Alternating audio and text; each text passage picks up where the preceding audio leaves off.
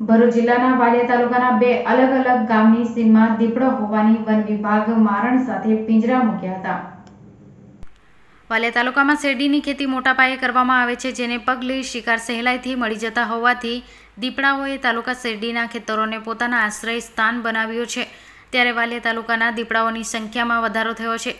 તેવામાં છેલ્લા ઘણા સમયથી તાલુકાના મોદલિયા ગામની બદામ કંપની, પથરિયા અને ડુંગરી, સિલુડી તેમજ વટારિયા ગામની સીમમાં દીપડાઓએ નજરે પડ્યા હોવાના વિડીયો સામે આવ્યા છે, જેના કારણે ગ્રામજનોમાં ભયનો માહોલ જોવા મળ્યો હતો।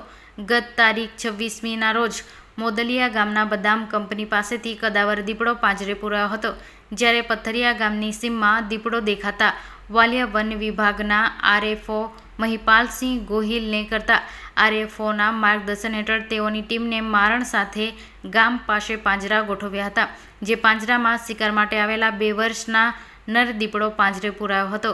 આ અંગેની જાણ થતાં વન વિભાગના ટીમ રેસ્ક્યુ ઓપરેશન હાથ ધરી દીપડાને સહી સલામત વન વિભાગની કચેરીઓમાં લાવી વેટરનરી ડોક્ટર મારફતે તપાસ કરાવી તેને જંગલ વિસ્તારમાં મુક્ત કરવાની તજવીજ હાથ ધરી છે।